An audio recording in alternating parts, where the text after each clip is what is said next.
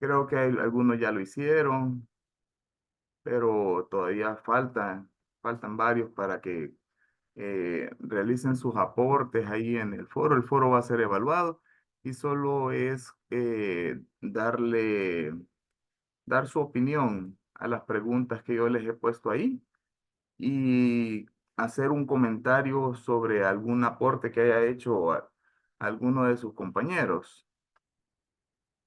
Y también para el, la entrega de todo, tiene que ser entregado el martes 9 al final del día, a las 23:59.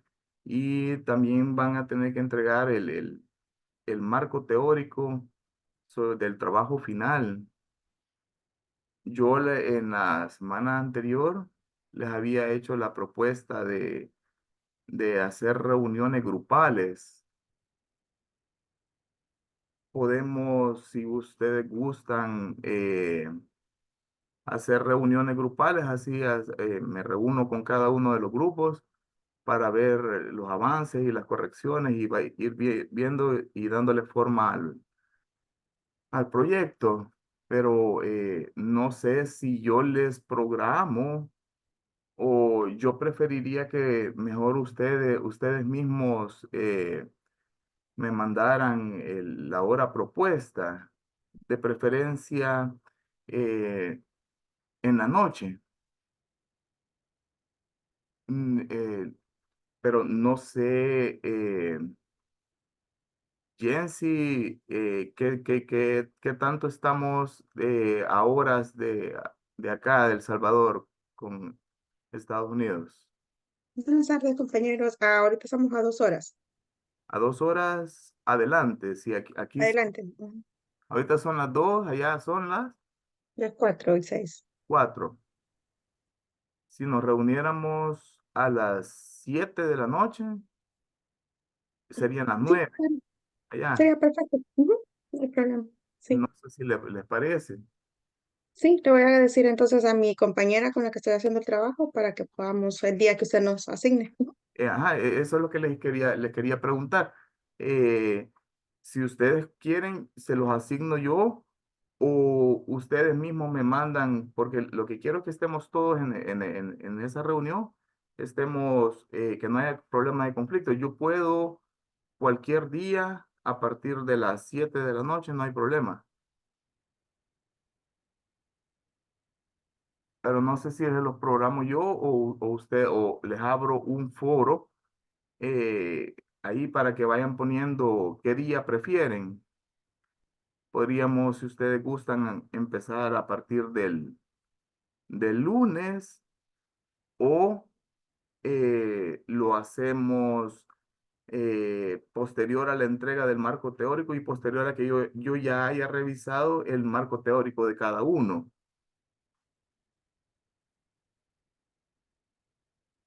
Quería pedirle su opinión. Doctor, y si es posterior a la revisión del marco teórico para que así podamos hacer ya una retroalimentación para el final, porque ya la próxima semana es la 8 y solo nos quedaría una más para poder hacerla completa, pero no sé qué opinan los compañeros.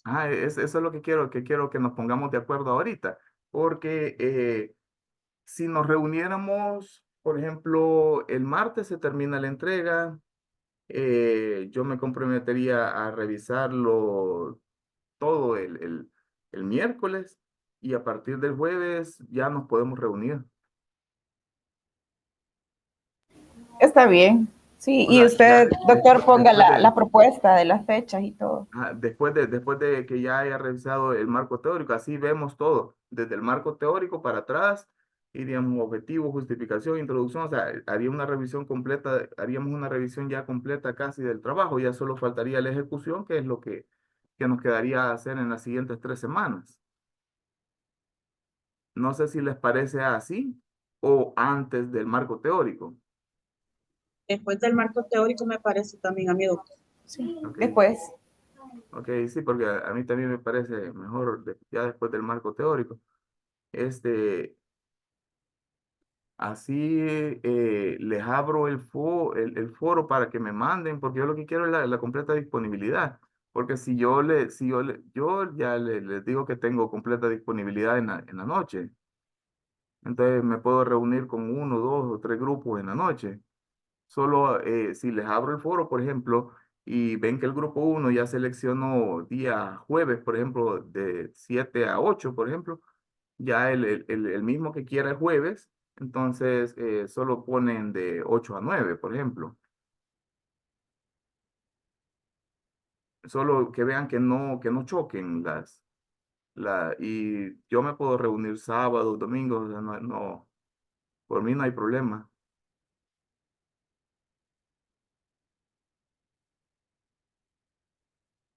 No sé cómo prefieren, porque sí quiero que dejemos esto claro ahora.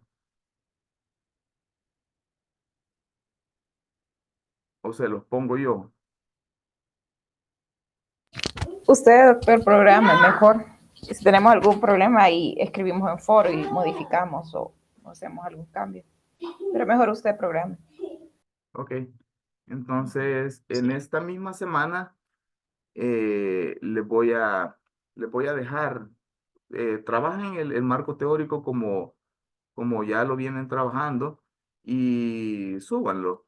Entonces, yo antes de que se termine la semana, yo les voy a publicar en esta misma semana 7 le voy a publicar un recurso, donde ahí va a estar un recurso página, podría ser, donde ya van a estar todo el listado de los grupos y el día que yo les propongo para que hagamos la revisión. La participación también en el foro sí va a ser evaluada. Eh, para que tengan una idea de cómo se evalúa acá, o cómo vamos a evaluar, van a haber dos registros, cada registro, de hecho, el primero ya se entregaron las notas. Toda la materia consta de 4 unidades didácticas, cada una vale 25% de la nota final y ahorita ya vamos a empezar a trabajar el otro 25%. Estamos terminando prácticamente el 25% de la nota final y solo nos queda el último 25%. Todo este registro va a corresponderse al 50% de la nota. Entonces, las dos actividades que son de esta semana, el foro y la entrega del marco teórico, ahí va el 25% de la nota final, para que no se les quede sin participar en el foro, por favor.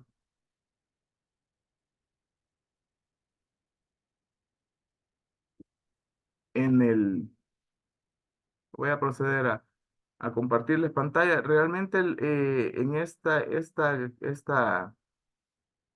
semana el material es pequeño porque ya era lo que veníamos trabajando desde la semana antes de irnos de vacaciones. Vamos a compartir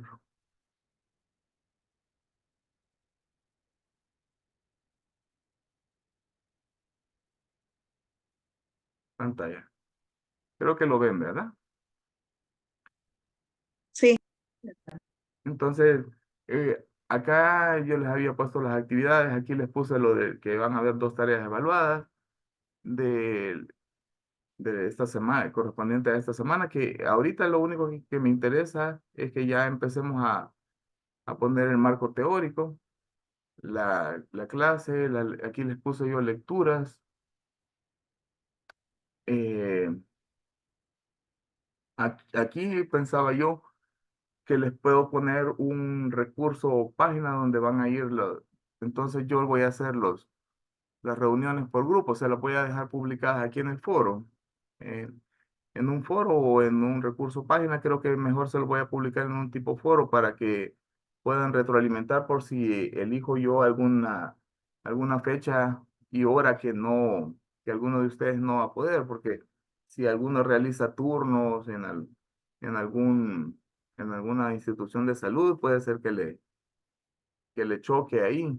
Y puede ser que las reuniones, yo calculo que tal vez una hora por grupo podría ser suficiente, ¿verdad?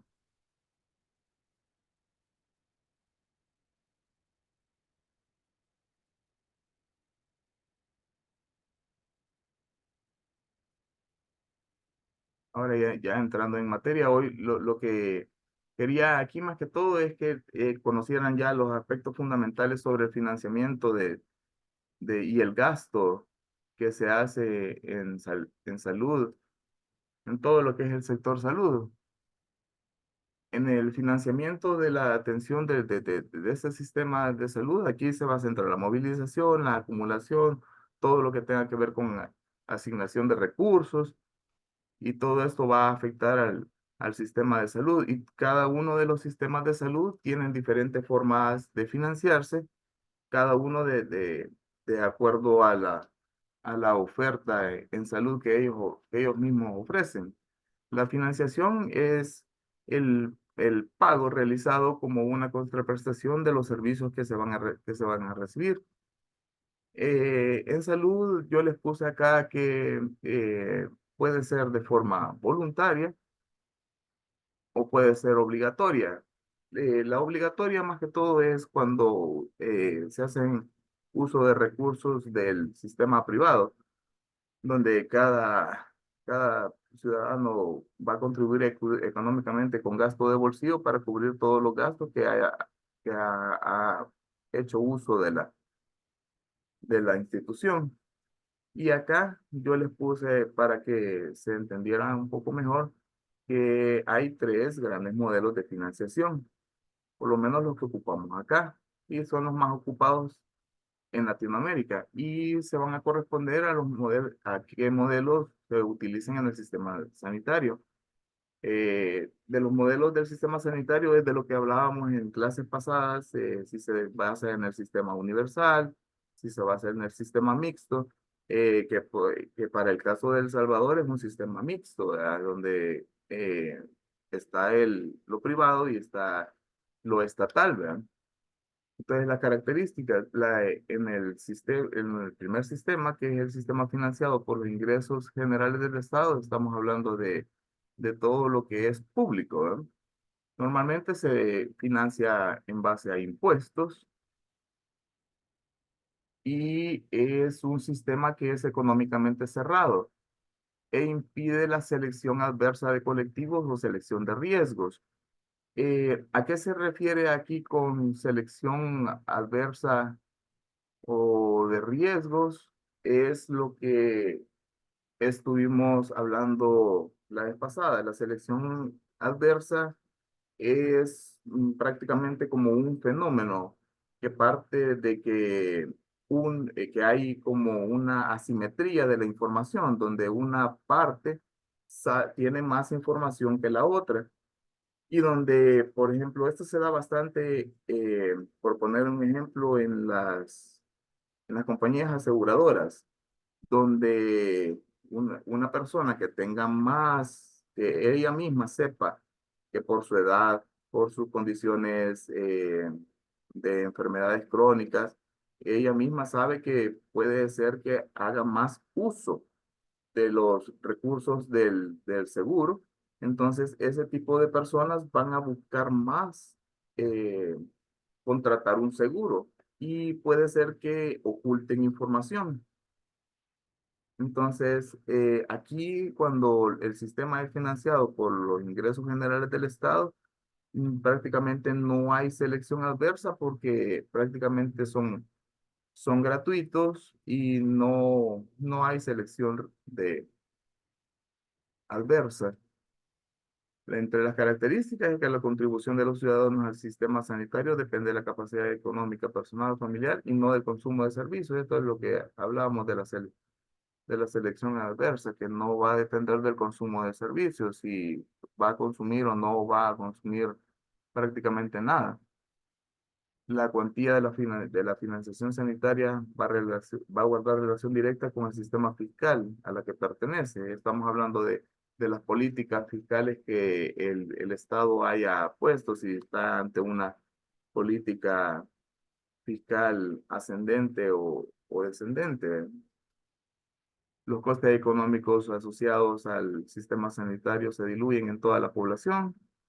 Prácticamente es porque como es financiada directamente por impuestos, entonces ellos pueden hacer uso del sistema sin necesidad de que van a pagar más impuestos o que otro va a pagar menos impuestos o que este porque pagó menos impuestos va a hacer poco uso del sistema y que este porque pagó más va a hacer más uso del sistema. O sea, eso no, aquí como está diluido en toda la población, no tiene ningún sentido hacer ningún tipo de bloqueo.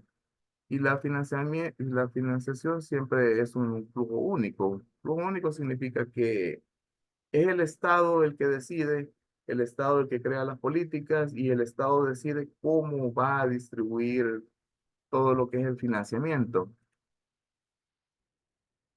Los sistemas financiados a partir de las contribuciones de la actividad laboral, para el caso de El Salvador, se refiere al seguro social. Entonces, acá el derecho de la atención se va a derivar de la condición, ya sea de trabajador cotizante y beneficiario. Entonces, acá la financiación va a ir directamente del trabajador y los beneficios los va a recibir tanto el trabajador como los beneficiarios. Aquí entre los beneficiarios hablamos para el Seguro Social son los hijos y la persona, el cónyuge prácticamente, la persona con la que conviva. Y también los pensionados, que también se hace cargo el Seguro Social.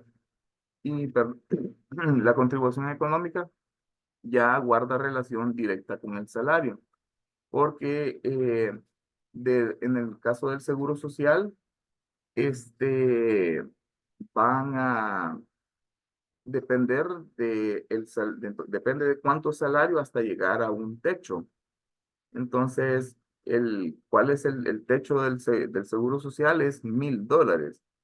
Entonces, una persona le hacen un cálculo, antes de los $1,000 hacen un cálculo. Y ese cálculo es el que va a va a servir para financiar el Seguro Social. Y también de esta se encarga el empleador. El trabajador solo paga el 3% de la cotización al Seguro Social y el empleador paga el 7,5%. La progresividad es dependiente de la organización del sistema de relación con los tramos de cotización y los topes establecidos. El tope para el Seguro Social aquí en El Salvador es de $1,000. Ya aunque una persona gane $3,000, siempre le van a cobrar en base a 1,000.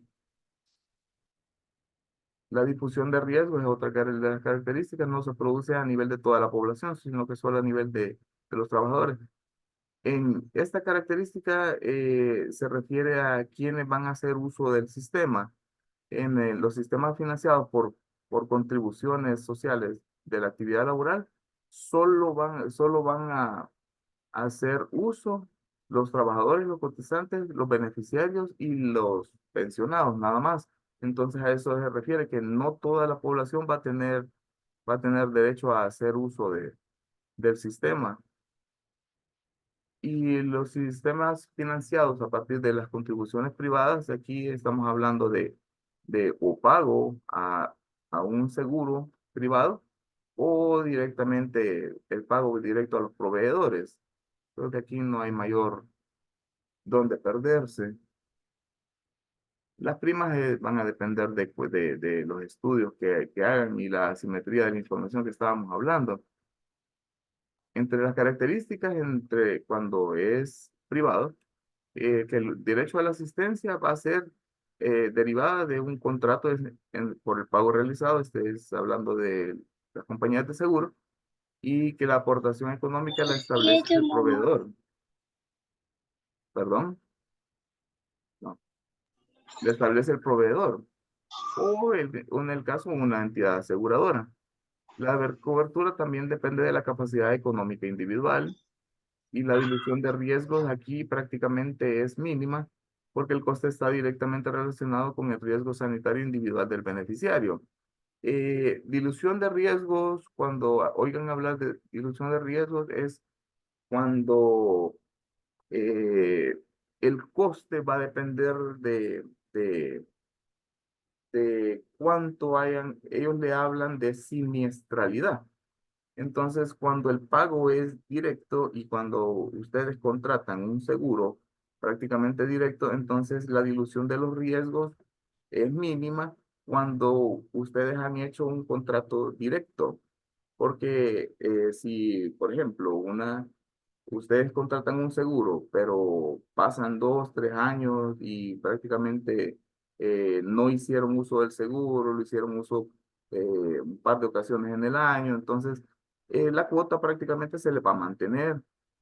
En cambio, porque hay otra forma de contrato que no es del pago directo, sino que es como contrato colectivo. Entonces, cuando el contrato es colectivo, ahí se comporta de manera diferente porque todo lo que es la dilución de los riesgos se va a diluir en todo lo que hayan firmado el contrato colectivo de la cuota de seguro.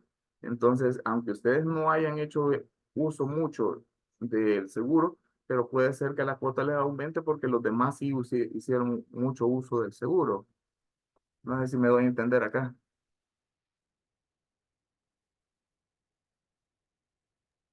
Sí, doctor, y yo tengo una pregunta, y Dígame.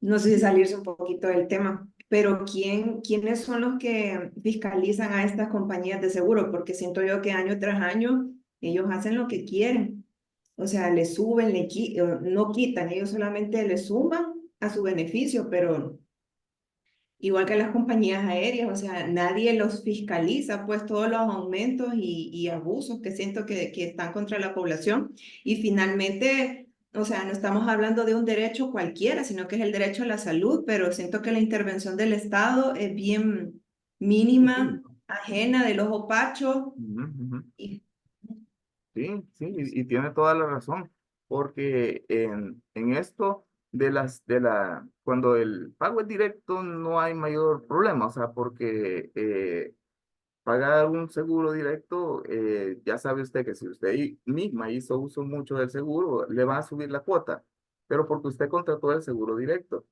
Pero el problema surge acá cuando los contratos son colectivos.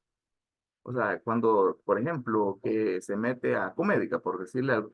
Entonces, como está en Comédica y quiere un seguro, ya sea seguro de vida o seguro de salud, entonces ahí nadie está fiscalizándolos. En teoría, cuando se hacen contratos de seguro colectivo, eh, por el caso de Comédica, por ejemplo, que ellos son una entidad que la vigila el sistema de financiero. Entonces, la superintendencia del sistema financiero debería de llevar el control de estas situaciones también, pero como dice usted, la verdad es que no mucho lo fiscalizan. Sí, diga, tiene la palabra mía. Sí, agregando lo que acaba de decir nuestra compañera, con relación a los seguros privados también tienen otra peculiaridad, que dependiendo del tipo de contrato, eso no te asegura que aunque tú estés cotizando, estés al día, te va a cubrir el 100% de todo, porque Ujú. puede ser que se requiera alguna interconsulta, un examen especial y tiene que ir por un proceso de supervisión de un médico de la aseguradora quien va a decir si sí o si no corresponde, o sea, que tampoco es que el tener un seguro médico privado te da como el 100% de tranquilidad de que vas a poder dar cobertura a todo. Y dependiendo del tipo de seguro, así va a ser el copago. Puede ser que lo cubre el 100% si el contrato lo indica o que te toque cubrir un porcentaje, 70-30 o 80-20, dependiendo de cuál es el tipo de aseguradora que se ha buscado. Sí, Solamente. y es cierto, tal y como decía Wendy, como no están muy supervisados, entonces al final sí cometen bastantes abusos, bastantes eh, que al final impacta al bolsillo de las familias, pues porque también póngale que suele suceder en las compañías de seguro que uno contrata un seguro y hace uso de todo y ya cuando quieren facturar, lo someten como evaluación. Entonces esa evaluación viene es bien, la asimetría de la información acá entre el usuario y el que presta los servicios es prácticamente nula, porque si usted hace uso del seguro, a usted no le dicen, solo le dicen del 100% que usted gastó, si no está estipulado dentro del contrato, porque por lo general está estipulado, le vamos a cubrir el 80, ¿verdad? Pero sometido a evaluación. O sea, si ya alguien lo evaluó y dijo, sí, procede, ya sabe usted que le van a dar el 80 y usted va a pagar solo el 20. Pero la persona que evaluó dice, no, le vamos a cubrir esto, esto no, esto sí, esto no. Y entonces empieza así como a desglosarle lo que sí le va a cubrir, lo que no le va a cubrir. Pero al usuario nunca le dicen quién lo evaluó, qué criterios tomaron para evaluar y decidir si esto procedía o no procedía. Entonces, al final, esa asimetría de la información vuelve a las compañías de seguros, tal y como dice Wendy, o sea, abusadoras del sistema, o sea, se aprovechan de esas situaciones que no la regulan y se aprovechan mucho de los usuarios.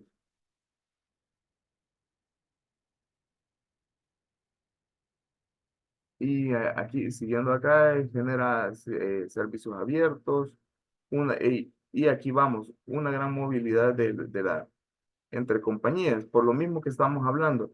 Cuando un usuario, o sea, se topa con que no hay mucha asimetría de información, le están subiendo las cuotas mucho y tal vez no hace uso ni siquiera del seguro y no le comunican nada, o sea, al final va a haber una gran movilidad entre compañías de seguros. Prácticamente acá yo les puse aquí este cuadro porque en realidad en la mayoría de países, o sea, no solo los desarrollados, sino que los subdesarrollados, entre ellos estamos nosotros, no hay un modelo único de financiación. Por ejemplo, aquí de hecho estamos con los tres modelos, ¿verdad? Tenemos modelos que son financiados por el Estado, tenemos modelos que son financiados por cotizaciones de los empleadores, de la gente del rubro trabajador, y tenemos el sistema privado completamente, ¿verdad? Entonces yo les había puesto acá que, que sucede lo mismo con los países de Europa, con los del norte y sur de Europa. Solo Estados Unidos, en Estados Unidos es un caso especial porque eh, es un caso donde casi todo lo dejan a que el mercado se encargue y el propio Estado se hace cargo, sí se hace cargo, porque no dejan morir tampoco a la gente. También hay lugares donde se puede ir a consultar, donde va a pagar mínimo, no le van a negar la atención, pero es lo mínimo, lo mínimo, mínimo. Casi todo se maneja en base a seguros contratados. Creo que en este aspecto nos podría ampliar la compañera que vive allá, ¿verdad? Jensi, ¿verdad? Bueno, así como igual que en El Salvador, aquí se tienen los tres tipos de servicios, como usted dice, el privado, el a través de seguro y el que da el Estado, que ese es el Medicaid y el Medicare. Ujú, Pero ese no es que lo da directamente el Estado a través de sus propias instituciones como el Ministerio de Salud, sino que lo hacen a través de contratos con aseguranzas. A ujú, través de todo Estados Unidos hay diferentes aseguranzas. Cada estado tiene diferentes compañías de seguro. Algunas están presentes en los otros estados, pero algunas de ellas no. Entonces, el contrato es directo del ministerio, digamos, del Departamento de Salud de cada estado con los seguros, con las compañías de seguro que tiene ese estado. Se brindan también servicios privados, pero son costos sumamente altos. Por ejemplo, un chequeo anual de una persona que no llega enferma está rondando los $450. Si no tiene seguro, no incluye vacunas en el caso que tenga vacunas o procedimientos especiales. Básicamente es el chequeo para ver si no tiene nada y un examen de sangre, bueno, dos exámenes, uno para ver colesterol, triglicéridos y otro para verificar un hemograma. También hay servicios también privados a través de organizaciones que hacen un estudio socioeconómico para evaluar cuánto va a pagar la persona dependiendo de su ingreso familiar y esto puede rondar entre $60 y $80 por la consulta agregado todos los otros servicios que se puedan generar para no dejar desprovistas a las personas, pero no es que hay una institución del país o del estado que le vaya a dar salud realmente gratuita, siempre va a tener un costo debido a que la mayoría de personas en muchos de los condados son personas inmigrantes que no tienen documentación, entonces por eso es que la parte de la salud es como un tema bien delicado porque la mayoría de las personas con residencia, con ciudadanía, permisos de trabajo pueden acceder a través de su empleador a un servicio de salud porque están inscritos a un seguro médico. Pero a diferencia de nuestros países, un seguro médico a través del empleador puede estar costando 500, 600 mensuales para poder adquirir y estar inscrito a un seguro. Ya puede ser privado o a través, como les decía, del Medicaid o el Medicare. Otro de los problemas que se da acá, igual que lo que se da allá en El Salvador, es que no todo está aprobado. Por ejemplo, los seguros privados, uno tiene que pagar un copay y un copago, perdón, que va a depender de la compañía de seguro. Por ejemplo, una compañía de seguro puede cobrar 40 a 60 dólares por especialista por copago, aparte de lo que ya se paga mensualmente. Si usted va a una cita de emergencia, son 275 de copago, aparte de lo que ya se paga de seguro. Y si usted va a una emergencia de hospital, son 350 dólares de copago solo por el acceso a tener la consulta. Si usted pasa consulta, le dejan muchos exámenes, lo hospitalizan, no todo lo va a cubrir el seguro. Si uno llega por un accidente de tránsito, por ejemplo, y del accidente de tránsito, el seguro del vehículo le devuelve dinero a la persona, el seguro va atrás ese dinero y lo vuelve a recuperar, a pesar que ya lo pagó, pero si usted recibe un dinero por un accidente de tránsito, el seguro de salud va y lo cobra porque ellos generaron un costo y como la persona accidentada recibió un dinero, pues ellos van tras él, ¿verdad? O sea, como vemos también es bien inequitativo y siempre el seguro va detrás del dinero más que de la salud. Y también se someten a revisión. Por ejemplo, una referencia médica, no puede ir un paciente a cualquier médico, solo el que está dentro de la red. Y el médico no siempre lo va a evaluar porque tienen demasiadas restricciones según el contrato que cada uno de los seguros tiene con un médico, porque aquí el contrato, no sé allá, pero aquí aunque trabajen 5 médicos en una misma clínica, el seguro tiene diferentes contratos con cada uno de los médicos, no es un solo contrato para todo el personal de la misma clínica. Bueno, no sé si ayuden algo, pero bueno, así. Sí, claro que sí. Aquí a veces lo hacen directamente, por ejemplo, hay compañías de seguros que lo que hace es contratar los servicios, por decirle algo, del hospital de diagnóstico y del hospital pediátrico y el hospital ginecológico. Entonces, ahí no importa quién lo atienda.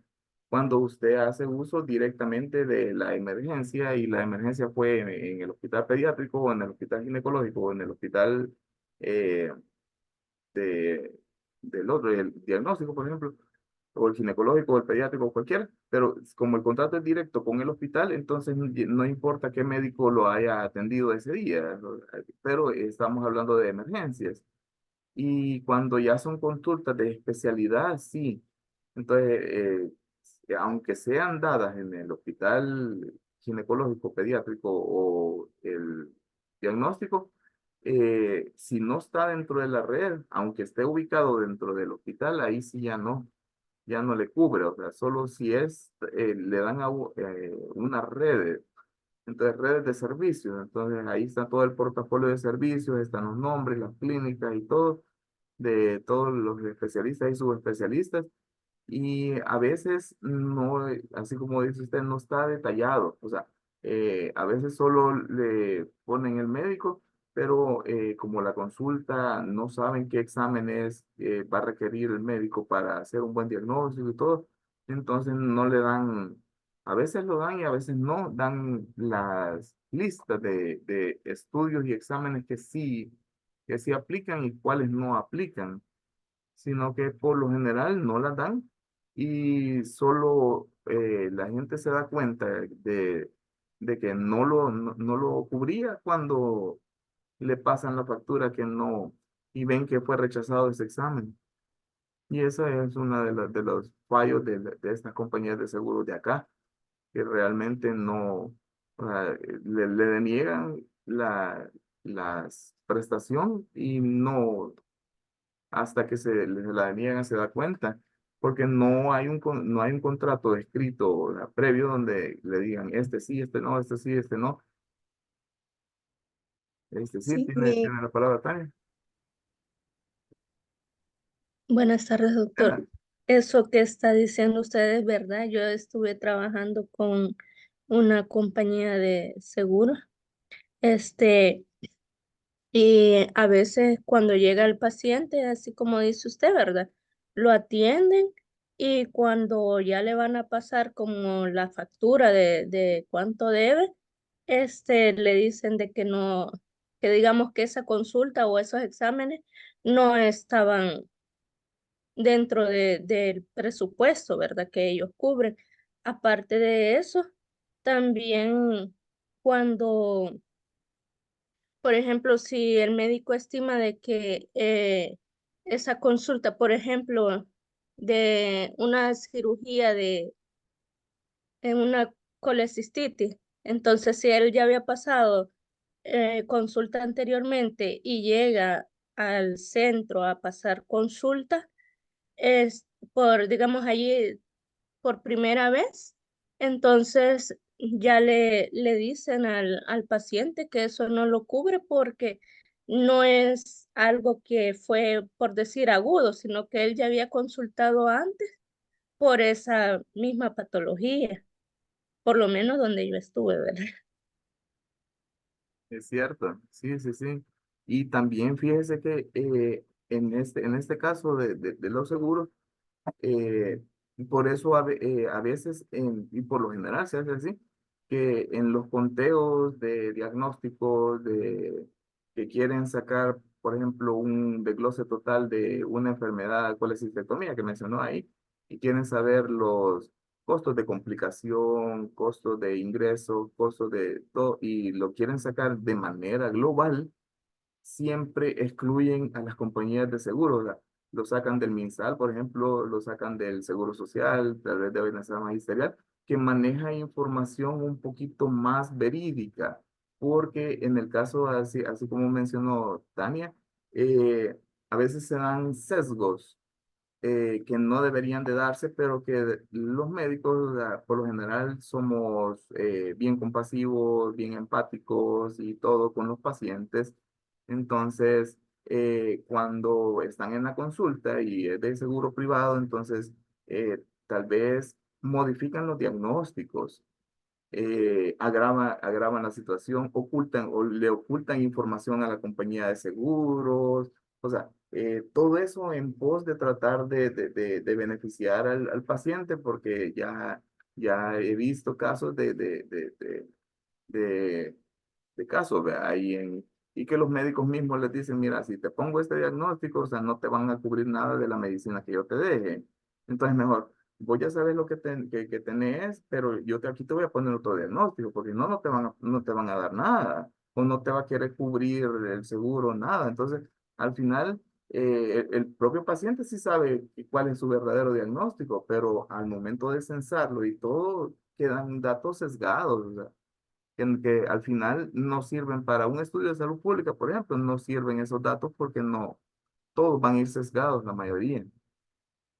Sí, Jensi, tiene la palabra. Y yo quería mencionar que, bueno, mi trabajo de investigación para la maestría es acerca de identificar los factores que hacen que la población migrante que no tiene un estatus legal en Estados Unidos no acceda a los servicios de salud. Y en lo que llevo ahorita de levantamiento de encuestas y eso, la verdad que los tres factores por los que más las personas no van, uno es por el miedo a entregar, a que como no tienen un estatus regular, pues puedan ser deportados de forma legal. La otra es el idioma, porque a pesar que este estado tiene mucha población latina y mucha persona que tiene dos o tres más idiomas para hablar, las personas tienen como bloqueo eso, pero el principal que llevo hasta ahorita en todas las encuestas que he realizado es la inaccesibilidad económica por parte de la población para ir, ya que como es población irregular, no tiene documentos, no puede aplicar a un Medicaid, que es un seguro del Estado, no puede aplicar a un seguro a través de su trabajo, porque no tener un permiso de trabajo no puede ser un trabajador legal y por lo tanto no puede acceder a un seguro de trabajo y entonces los costos tienen que ser completamente y el 100% a través de ellos. Y son pocas las organizaciones que logran brindarle servicios a costos asequibles a través de los estudios socioeconómicos y la mayoría que logran estos costos asequibles son los que ganan entre 40 a 60,000 al año y todos los que en ingresos familiares conjuntos ganan más de eso usualmente pagan una tarifa completa.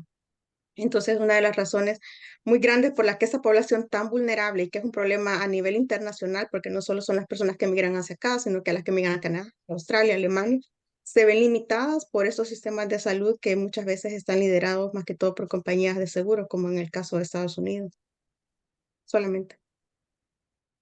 No, y también eso que dice usted de los costos elevados eh, y del acceso a la salud es bien verídico. De hecho, aún y cuando a veces son trabajadores formales que tienen su seguro y todo, prefieren, por lo menos los compatriotas que viven en Estados Unidos, a veces prefieren mejor venirse a El Salvador y aquí hacerse todo exámenes, si es necesario hacer una cirugía, se la hacen acá, en odontología, que es odontología creo que es una de las cuestiones que también el seguro a veces no cubre o no lo cubre en su totalidad allá, entonces por eso es que se vienen para acá, genera bastante migración por salud al país, que hoy le están llamando turismo médico acá. De hecho, perdón, de hecho, aunque no se movilicen, porque sí es cierto lo que se dice, doctor, porque aquí vienen cirugías y todo, muchos compatriotas que tienen familiares o amigos prefieren hasta una consulta virtual con médicos de acá, porque pareciera mentira, pero hasta la forma de atención es muy diferente porque allá aquí usamos bastante la clínica, el interrogatorio, explicación, explicamos muy ampliamente. Entonces, aunque no se trasladen, pero prefieren mejor invertir o gastar, como le quieren llamar, a una consulta médica virtual que estar allá, porque no, como menciona, cada vez que consulten es como los exámenes son bien restringidos, el tratamiento es bien sencillo, entonces prefieren eso. Ujú, gracias, sí, es cierto. María Magdalena, ¿sí? Tiene levantada la mano. Hola, doctor. Ah, Dice que yo eh, tenemos la oportunidad de ir a Nueva York y justo no, mis hijos se enfermó y le dio diarrea. Estaba, me escucha bien, sí, estaba le oigo como visitando y cortado. con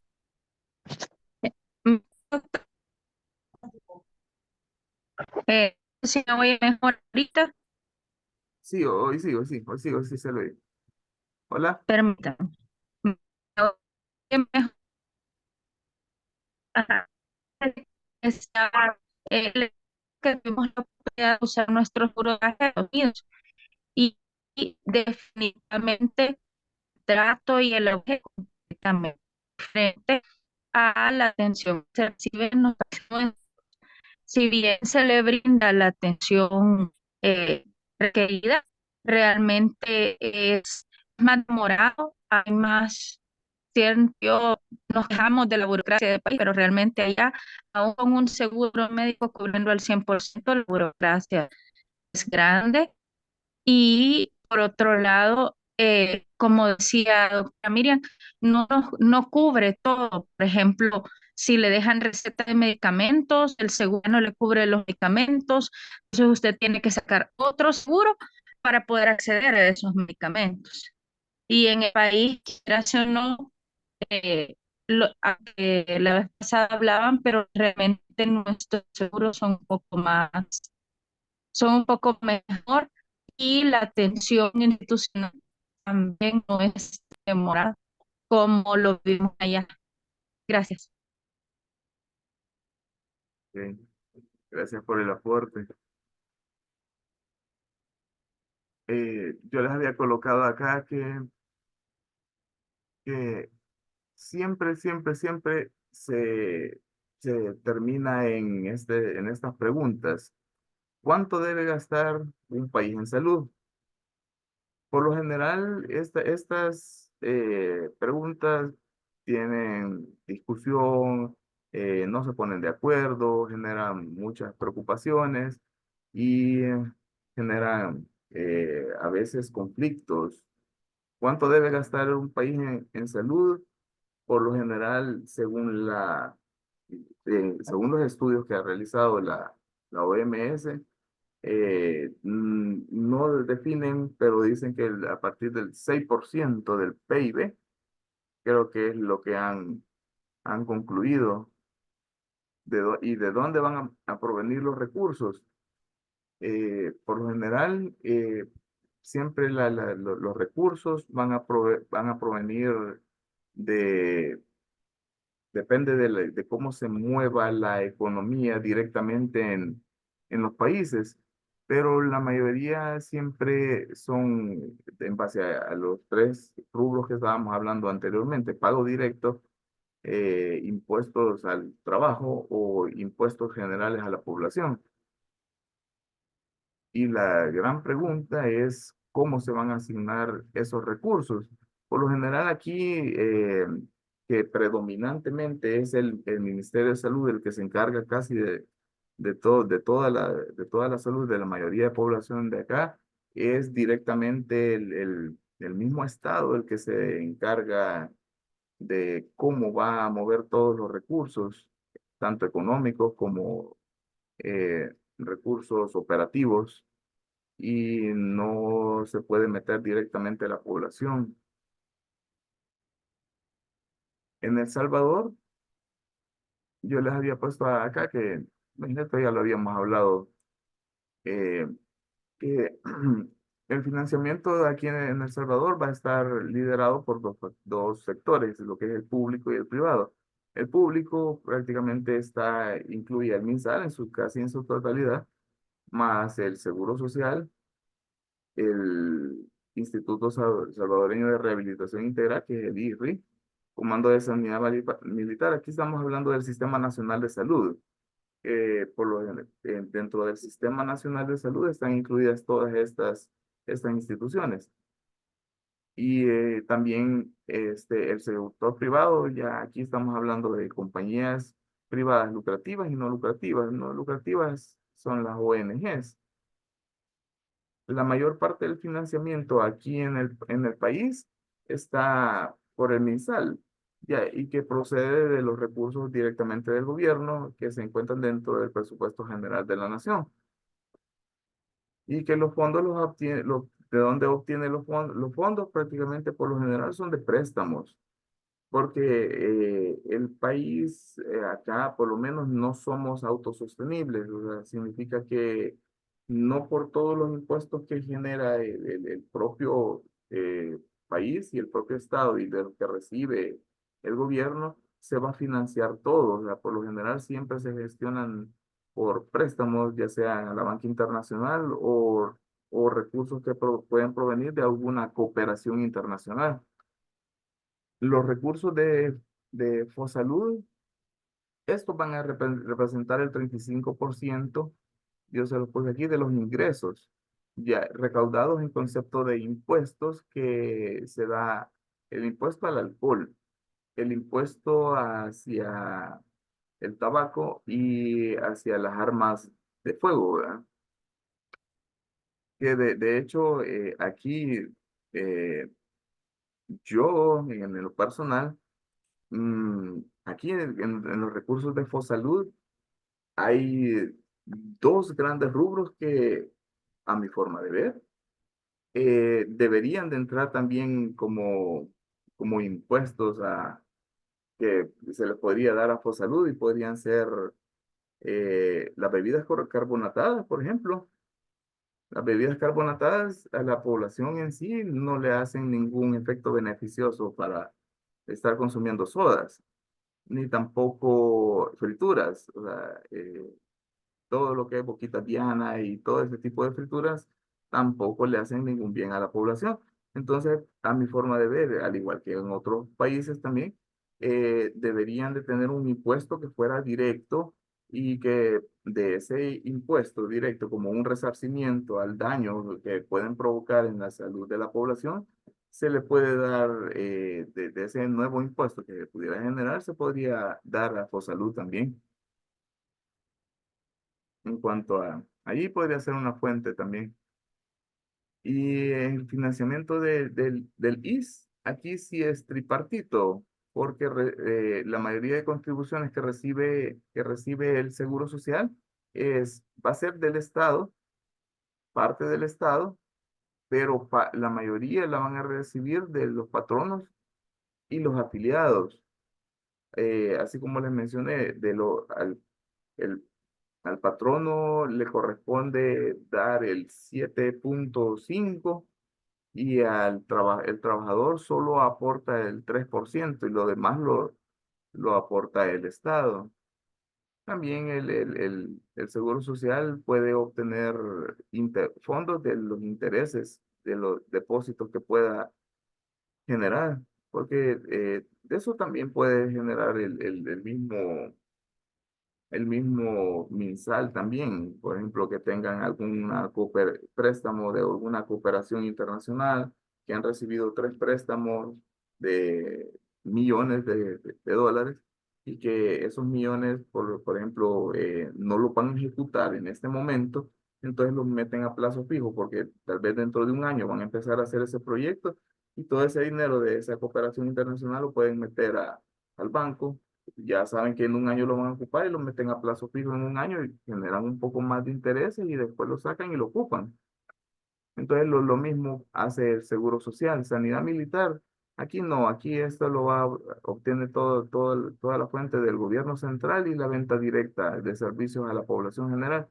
Eh, en cuanto a sanidad militar, se refiere al hospital militar, por ejemplo que antes el hospital militar en época de guerra y todo eso era que directamente solo el personal de la Fuerza Armada podía hacer uso, o ya puede hacer uso, se ha convertido como un asocio público-privado, o sea, donde pueden consultar directamente los de la Fuerza Armada y hoy ya puede hacer uso el público general pagando directamente por el servicio.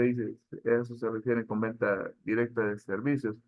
Y el sector privado no lucrativo, aquí se va a financiar por donativos que vienen de los gobiernos o de instituciones extranjeras. Los recursos salen siempre de ONGs. Y el sector privado lucrativo, donde que va a obtener financiamiento de la venta directa de los servicios y de los seguros privados. No sé si tienen alguna duda hasta el momento. O algún comentario o algo que pueda enriquecer esta clase.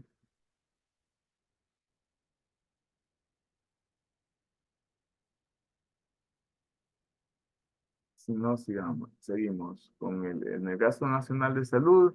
Esto ya lo habíamos visto en las unidades pasadas. El gasto nacional en salud es el gasto, presenta ciertas características y depende de las transformaciones del modelo económico, la redefinición del papel del Estado en la economía, eh, las modalidades de las reformas y las políticas de financiamiento de los sistemas de salud. En sí, lo que quería que se llevaran de acá del gasto nacional en salud es que es el valor de la suma de los gastos públicos y privados en bienes y servicios por el cuidado de la salud para una determinada economía, en un periodo de tiempo y que usualmente es expresado como porcentaje del Producto Interno Bruto.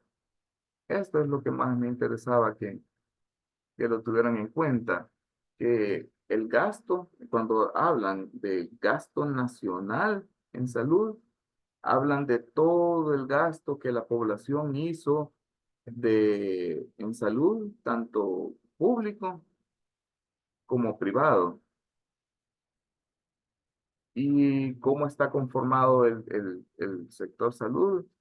Que está el público, está conformado por el Ministerio de Salud, el seguro, hasta, todos estos son carteras de Estado, del Ministerio de Salud, el seguro, bienestar magisterial, el Comando de Sanidad, COSAM, que es el Comando de Sanidad Militar, la DNM, el Consejo de Superior de Salud Pública, otras entidades públicas de gobierno locales y empresas públicas, y hoy que van a hacer la creación de las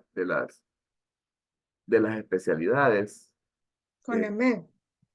eh, Fíjese que creo que ya no le van a poner FEDEMED, porque estaba leyendo ahí que va a ser como un ente colegiado, entonces que va a hacer la certificación y recertificación de todas las especialidades médicas. No sé qué opinan de eso ustedes para sacar un tema. Sí, yo leí algo acerca ¿Actualidad? de eso esta semana, que creo que al parecer la propuesta era llamarlo CONAMED, Con la MEDA, ¿eh? ajá, como Colegio Nacional de Especialidades, algo así creo que decía. Em, Con y, ADEM. ay, bueno, Con ADEM. Ujú.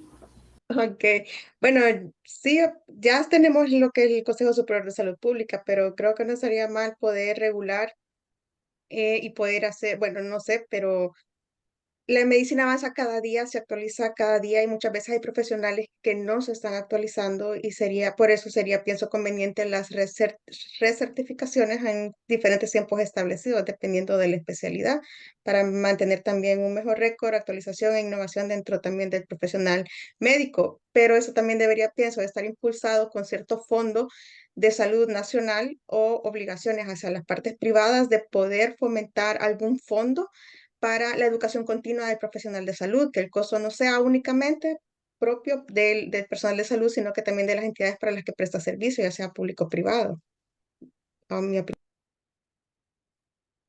Sí, miren, Es un tema muy interesante el que está tocando, doctor, porque genera un poco de controversia, pero si uno revisa un poquito la ley que se estipuló, eh, tenemos una situación como país. Es cierto que está el Consejo Superior de Salud Pública, pero ahí no tiene clasificado quiénes son especialistas y subespecialistas.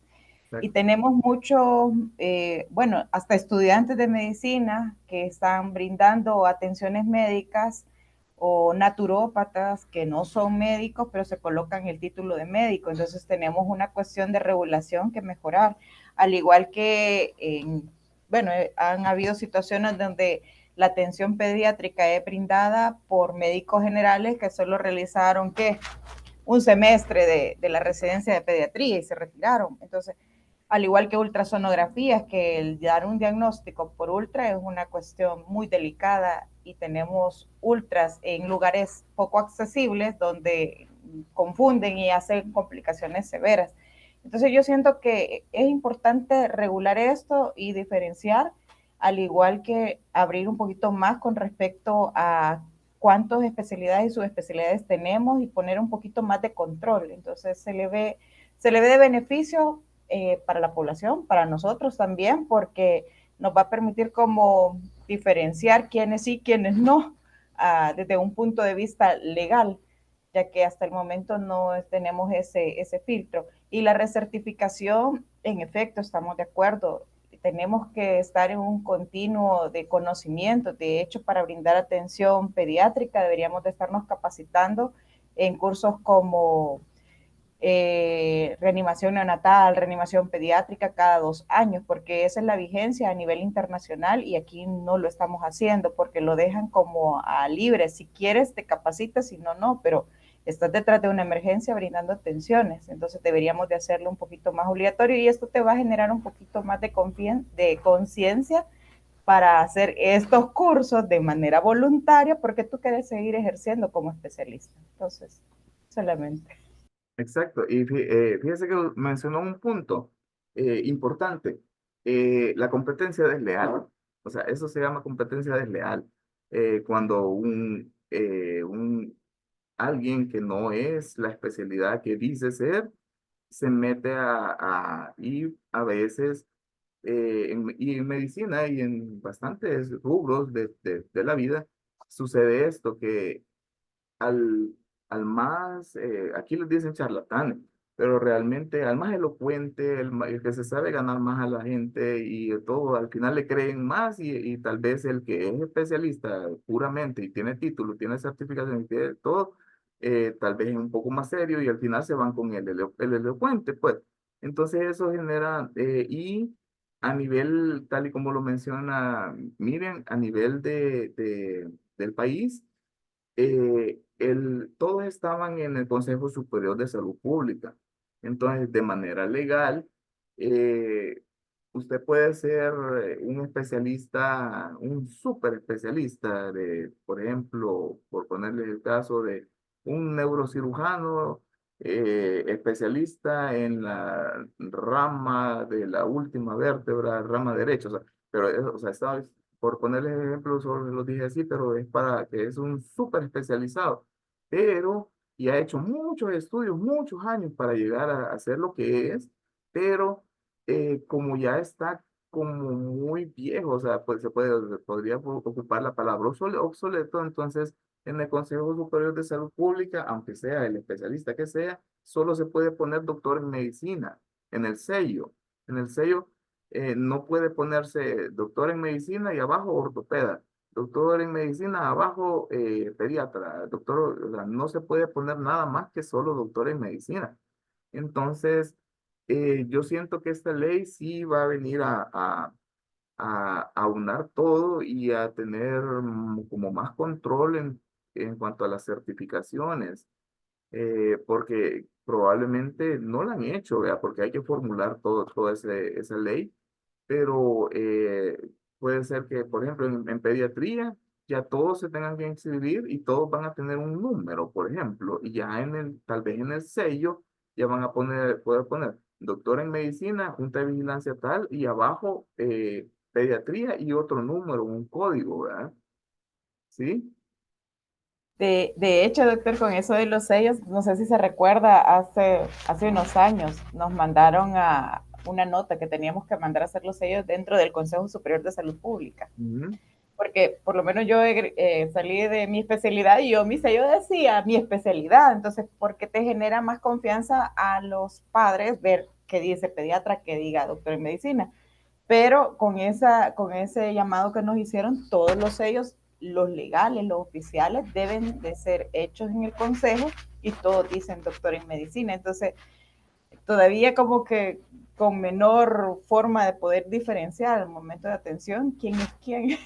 Así Es que cierto, eso se dio que como no estaba normado y todos en la legalidad, todos tenían que decir doctor en medicina, porque antes existían sellos que sí, tal y como dice Miriam, decían doctor en medicina y pediatría y ponían pediatra, pero después tiraron el lineamiento de que ninguno, o sea, todos tenían que doctor en, es decir, solo doctor en medicina, y eso al final no es bueno para lo que es el ejercicio de la profesión, porque fomenta la competencia desleal, o sea, eso va a fomentar porque hasta el momento, por lo menos, usted puede ponerle, así como dice, ultrasonografía, se hacen todo lo que quiera usted en la clínica, pero llega usted a pasar consulta en esa clínica y no le va a ver más título que solo el título de médico general y hasta ahí. No, la mayoría de gente no pone sus certificaciones ni nada. O sea, el que sí las tiene las pone, pero los demás no, ¿verdad? Entonces, sí hoy va a estar un poco más normado quizás. Sí, sí. Sí. Quizás esta propuesta de ley sobre el sistema este colegiado de especialidades también va a ayudar a hacer un aporte al sistema digitalizado, integral digitalizado, creo que le van a llamar, donde va a quedar registrado todas las especialidades, la firma digital para verificación, etcétera. Va a ser también, pienso, una contribución a esta innovación en el área digital del sector salud. Sí, y fíjese que idealmente, o sea, a mi forma de ver, debería estar digitalizado todo. O sea, debería de haber un expediente único por persona, independientemente de dónde pasó la consulta. O sea, si fue particular, si fue en el Seguro Social, si fue en el MinSal, o sea, hacer como un expediente único por persona. Y si lo ponemos aquí en el país, podría ser que fuera ligado al DUI, por ejemplo. Entonces, cuando una persona pasa consulta e introduce el DUI, le va a aparecer todo el historial de toda esa persona, de dónde ha pasado consulta.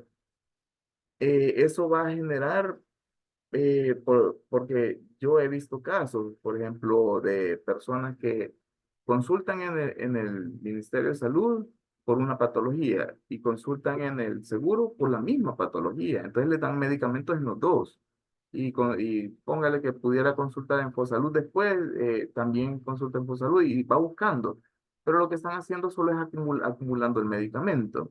Y a veces ese medicamento termina en el mercado negro. O sea, y ahí lo que fue un recurso mal gastado, pues, y que no contribuyó absolutamente en nada, ni en la salud del paciente y mucho menos a veces en la salud de la otra población, porque el que fue a traer todos esos medicamentos que al final los termina vendiendo en el mercado negro no sabe nada de medicina, entonces no sabe nada de recetar.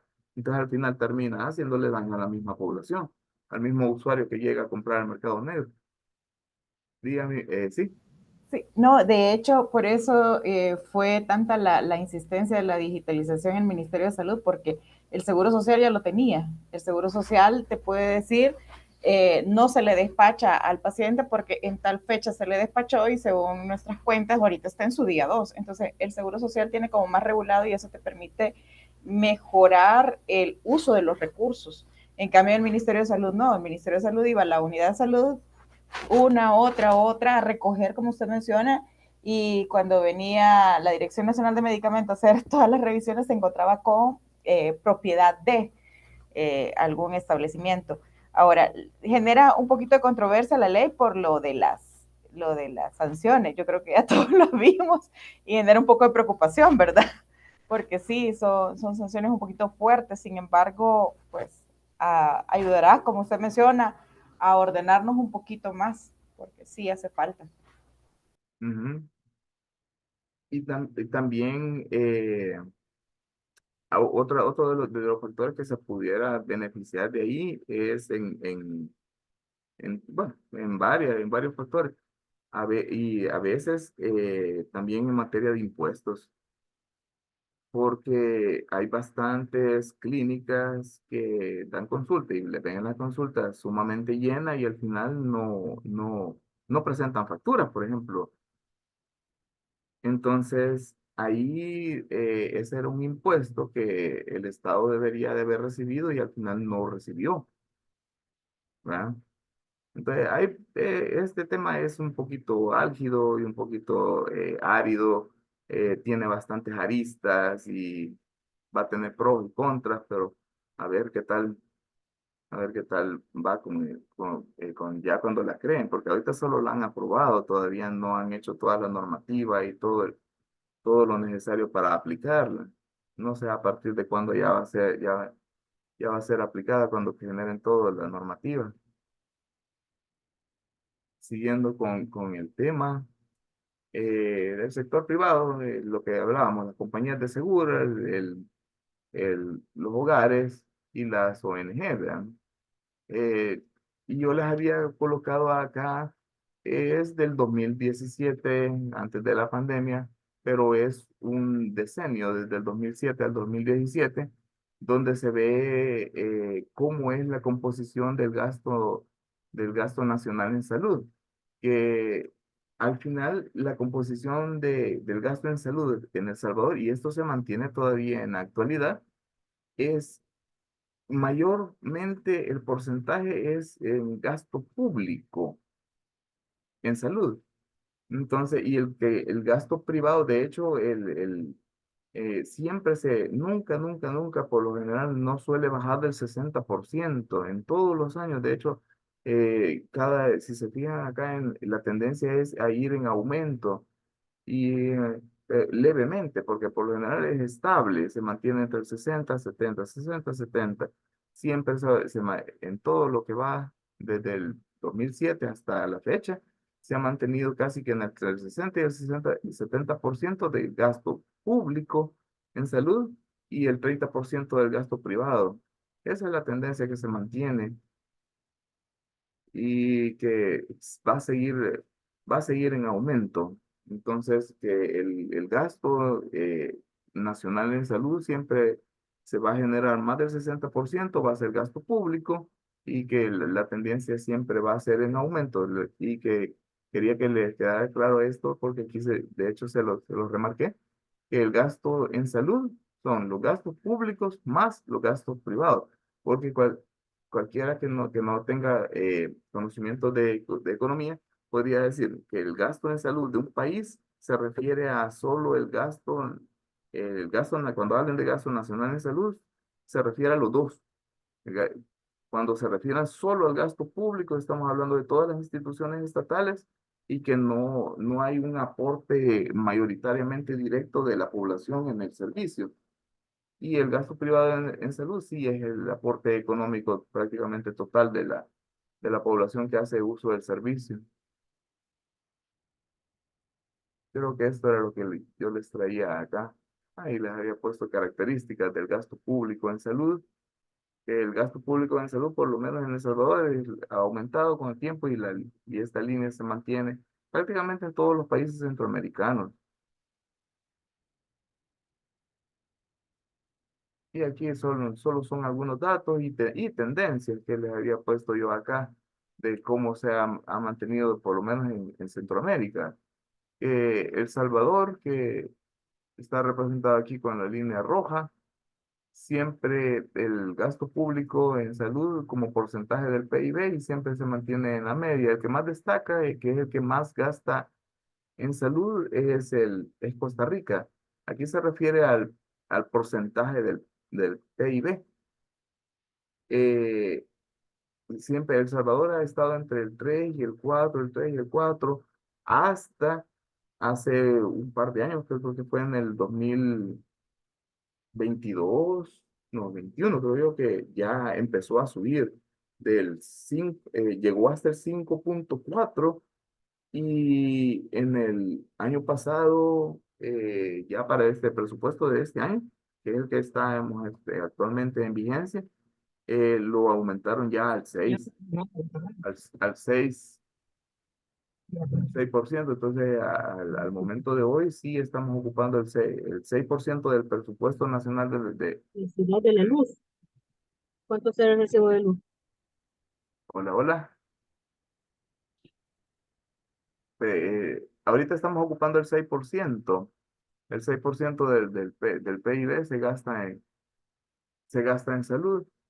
Creo que estos son gráficas y todo que representa prácticamente lo mismo. El gasto público en salud siempre va a ser más, el gasto nacional en salud, perdón, siempre va a ser más gasto nacional, gasto público que el gasto privado. Creo que aquí se los puse más. Aquí está la composición del gasto nacional en salud y el gasto privado en salud. Siempre lo mismo, siempre la tendencia siempre a mantenerse entre el 60%, que todavía se mantiene actual. Creo que esto era. Ujú. Creo que siempre es la evolución del gasto. El gasto público per cápita en El Salvador y les he puesto bastantes datos, pero lo que quería que se llevaran de acá más que todo es la tendencia, siempre que la tendencia va en aumento y sigue en aumento. ¿Por qué sigue en aumento? Porque siempre la salud, por lo menos acá en El Salvador, es vista como un bien tutelar, es decir, un bien que el Estado, y de hecho la compañera Jensi lo mencionó, a diferencia de Estados Unidos, en Estados Unidos la salud la ven como, no como un bien tutelar. Bien tutelar es lo que hablábamos en clases pasadas, que se refiere un bien que el mismo Estado ve como obligatorio de proporcionárselo a la población. En cambio, allá en Estados Unidos lo ven como un bien económico. Entonces, al ver no verlo como un bien tutelar, entonces obviamente no es que el Estado está obligado a darle salud a la población, sino que al verlo como bien económico lo dejan a que el mismo mercado se encargue de la población, tanto la oferta y la demanda, se encargan de modificar el mercado de la salud tal y como se pudiera manejar. No sé si tienen alguna duda, porque esto es lo que yo les traía para el día de hoy, o algo que quieran comentar.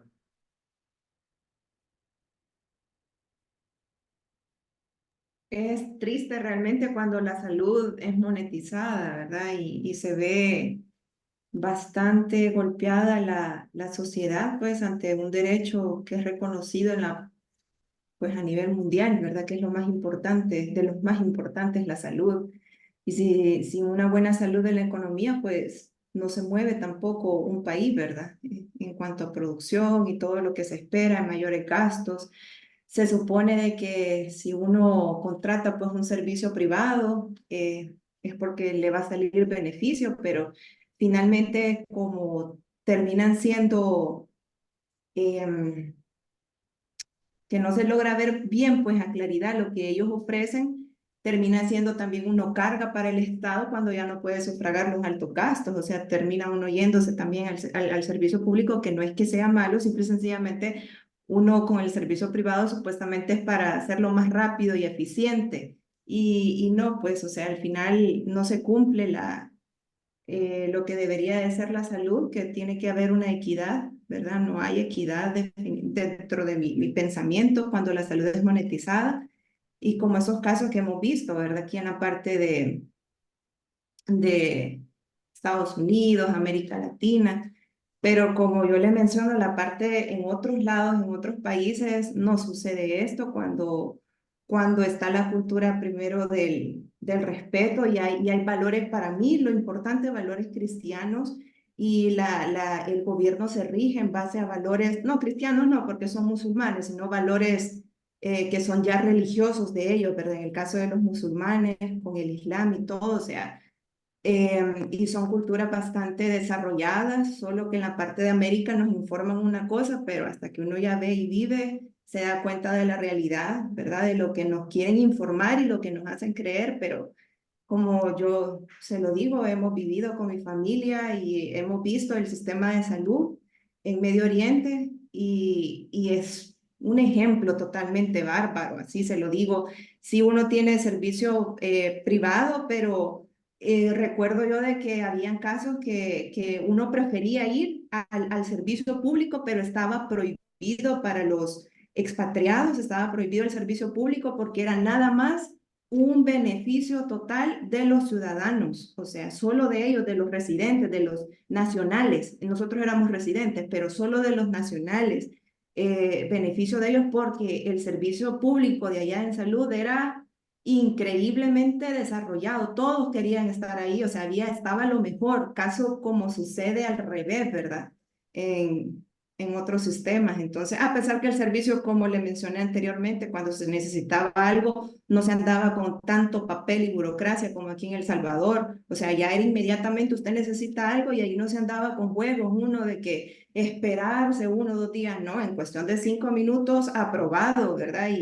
Y siempre, sí, habían doctores que estaban atrás también de las compañías de seguro, pero también a ellos los fiscalizaban, o sea, no era algo que se les dejaba libre albedrío para que ellos hicieran lo que quisieran y monetizaran con la salud de la gente, sino que siempre había alguien que lo fiscalizara. Y por eso es importante, como lo mencioné dentro del foro, la transparencia, ¿verdad? En cuanto a las políticas, no solamente de la parte del gobierno, sino también de la empresa privada, ¿verdad? Que se vean ejecutadas, que se cumplan, pues, y así uno puede tener total confianza. Eso, nada más. No, y de hecho, tal como lo mencionó, en los países de Medio Oriente, en los países de Europa también, eh, ahí implementan los tres pilares de la sociedad, o sea, y lo implementan sumamente bien, porque los tres pilares de cualquier sociedad en cualquier parte del mundo son seguridad, una, salud y educación. Entonces son los tres pilares fundamentales el desarrollo humano, económico y de todo el progreso de una nación. Entonces, si invierten bastantes recursos en esos tres pilares, o sea, va a tener una sociedad sana, productiva, económicamente estable, educada, o sea, va a ir, y todo el desarrollo económico de esa nación va a ir en incremento. Entonces, esa es una de las estrategias que de hecho se debería de implementar en cualquier sociedad, no solo allá, sino que aquí también. Pero no siempre es así. De hecho, si yo he visto entrevistas que les hacen a personas que están viviendo eso es cierto, los impuestos en ese tipo de países son caros, bien caros. Pues, estamos hablando de arriba del 30% de todo lo que ganan puede ser destinado a impuestos. A veces son del 35, 40%, o sea, que del 100% de su salario, el 40% se va a ir directamente a impuestos. Pero aún así, tiran unas encuestas en esos países a la población y le preguntan, ¿te bajamos la calidad en educación, en seguridad y en salud? Y con tal que tú entregues ya no el 40, sino que el 20%, ¿estás dispuesto a hacerlo? No. Entonces, y la mayoría que yo he visto, porque me gusta ver eso, y la mayoría, el 100% de la población, de todos los entrevistados, todos dicen no. Y si fuera necesario que me cobraran más, pues pago más. O sea, porque al final, así como usted dice, es un servicio tan eficiente que al final casi que se da lo que en materia de salud pública se debería de dar, de que solo decide ir de lo público a lo privado porque no le gustaron las cortinas y nada más. O sea, porque una real necesidad de porque este es más eficiente que el otro no hay. Sí, creo que en Australia es del 30 al 40% de los impuestos, pero usted ya tiene como que su vejez asegurada, ¿verdad? Con Ujú. calidad y todo, la educación es gratuita.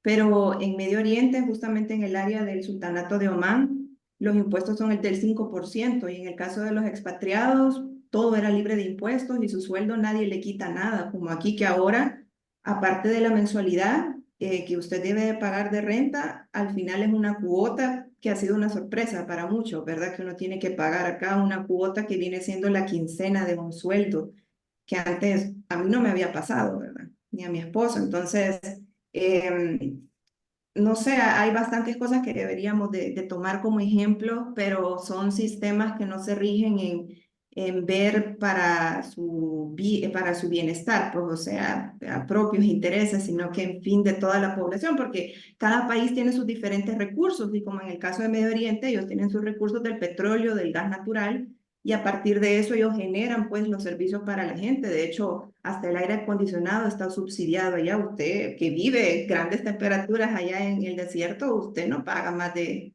por decirle, $30 al mes cuando se ocupa el aire todo el día. Entonces, ahí donde se ve cómo se ordena bien pues un sistema.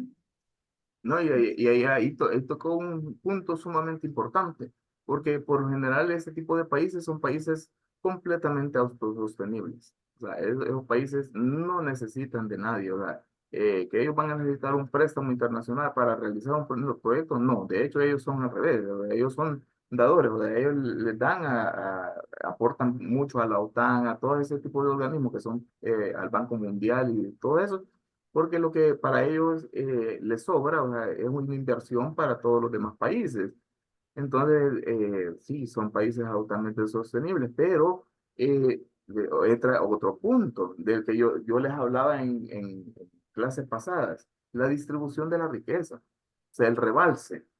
Porque qué tal que este país es cierto, es autosostenible y todo, pero no le devuelve nada a la población.